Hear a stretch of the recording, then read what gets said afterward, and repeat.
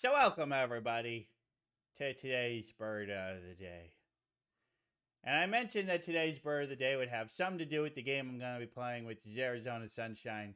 So that's why today's bird of the day is a very Arizona type bird, and that bird is the cactus wren. Oh, look at a little cactus wren. He's a little tiny bird sitting there on a cactus, living up to his namesake. How about that? Little bird living up to his namesake. Oh, the cactus wren. Oh, you don't want to mess with old Cactus Wren. Old Cactus Wren will come after you, folks. You mess with Cactus Wren. Cactus Wren gonna come after your family. So I didn't put the wingspan in there. Whoops. Anyway, they're kind of a small bird.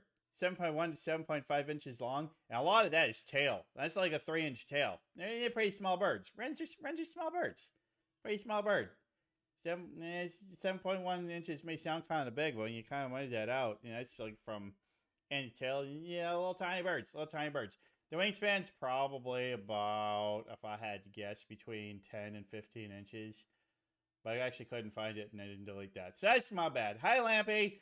Anyway, weighed not much. Little over an ounce. About an ounce and a half. Pretty light. They actually have a pretty decent lifespan for such a little bird. Live to 6 to 8 years. And that's if they live up to maturity. Obviously, their average lifespan is quite a bit lower because infant mortality is a thing among still little tiny birds. And as you can see there, well, yeah, they live in not all of Arizona, believe it or not. Kind of mostly only the south and western parts of it.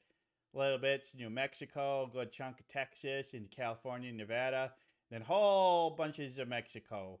Chihuahua was there. I think Oaxaca is covered. North and South Baja California. And I don't know a lot of unfortunately, I don't know a lot of the Mexican states. I really should. But anyway, that's where they're going to live. Kind of the southwest region. That's where they like to live. Where there's cacti. Because turns out they like cacti.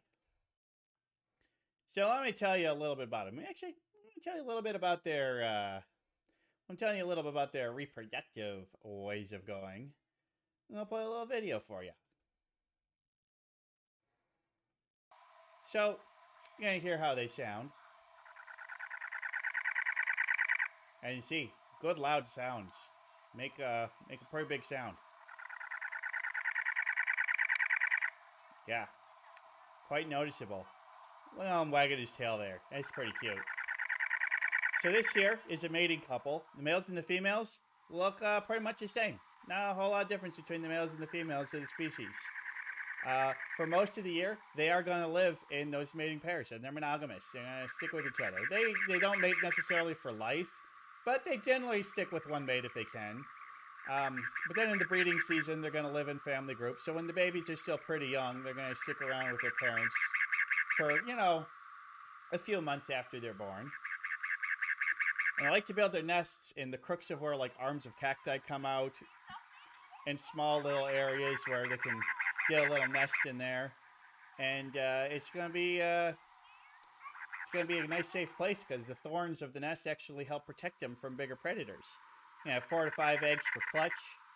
And the males do all the nest building. And that's part of the mating thing is like, hey, baby, check out this cool house I built.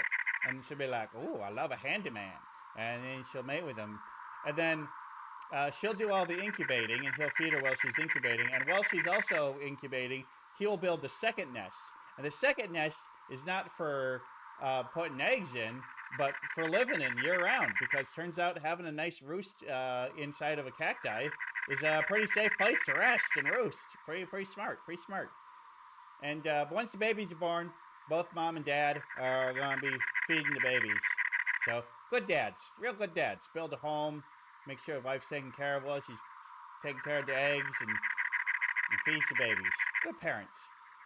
One thing is, for kind of a small region, there's a lot of these guys. If you live in the region where they live, you're probably going to see them around everywhere because their estimated population is around 7 million. And 7 million in that small of a territory? Yeah, there's lots of these fellas everywhere. They are definitely a species of least concern. Their habitat actually isn't getting that much smaller because they live in the desert, and well, deserts are thriving under climate change. Ugh. So yeah, they're doing pretty good. They are doing pretty good. Don't go worry about these fellas.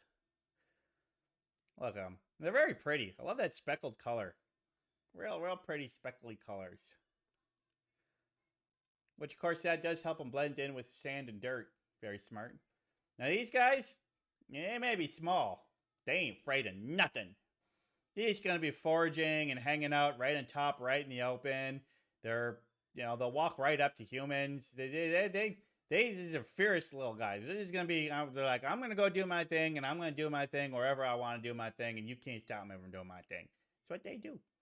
And when they're foraging, they're gonna go for seeds and berries and little insects. So they're omnivorous and just bugs and berries. That's their favorite stuff.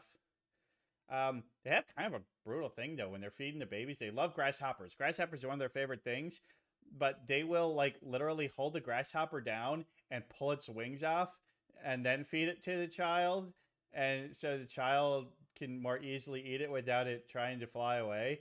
That's kind of brutal. Wrens are brutal. And yeah, they interestingly enough, you don't see them drinking from water sources. They don't need standing water or rivers or bird baths or anything like that to get their drink from. They get all of their hydration from the food they eat. They'll even sometimes like bite into cacti to eat the flesh of the cactus, which has a very high water content. So yeah, they don't drink. They just get all the hydration they need from the foods they eat. And yeah, they're going to do that. And like I said, they use their nests to roost outside of the breeding season. So they're going to, yeah, they love agave. Now we'll go to agave, tequila. They're smart. They have a nice protected roost inside of a spiky cactus year round. Prevents those predators from getting in there and eating them. Part of why they have such a long lifespan for such a small bird, because they're smart and they got good defense mechanisms.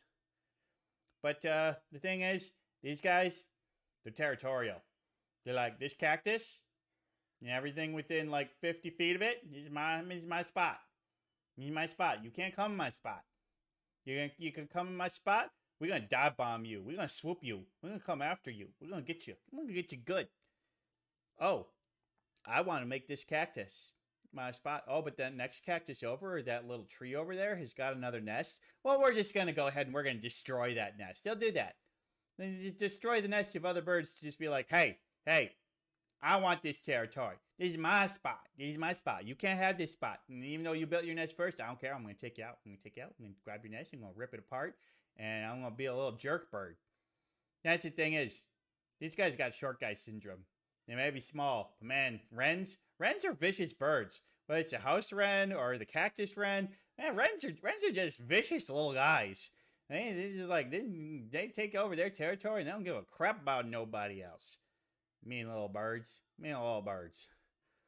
And of course, because they're jerks, then that makes them the state bird of Arizona. Arizona, well known for human rights violations. Go Sheriff Joe! Yeah, so I guess it fits for them to being the state bird of Arizona. Which, come on, I feel like, come on, Arizona. Roadrunner was right there. Roadrunner would have been great. But nope, they decided to go with the jerky little cactus birds, who don't even live in most of the state. But that's what Arizona do. That's what Arizona do. They pick this little guy. The house wren. So, what are my thoughts on the house wren? Well, I think they're kind of pretty little birds. Gotta admire their determination and, the way they raise babies, but come on. These guys are jerks. Complete jerks. We don't need mean birds. Well, we got the mean birds. We don't need mean birds. Let's be nice birds. We want nice birds. So, will I even rate these guys as little cuties? Yeah, probably not. They're like little jerks. Little jerks. So maybe that's why they're a good October bird. Because they are a little bit spooky if you're also a small bird. And they are brutal to grasshoppers and other flying insects. They'll rip your wings off. So, they may not seem it, but they're birds that hang around spikes and are brutal to other birds and insects. So I think that makes them In a way, a spooky bird. Just maybe not your typical horror movie villain, but yeah, you don't want to mess with these fellas. These nasty little fellas. And that's why I picked them for my bird of the day. Oh, also because I'm playing Arizona Sunshine in the state bird of Arizona. Yay! So yeah, we're gonna call this bird of the day done, and we're gonna get to the game.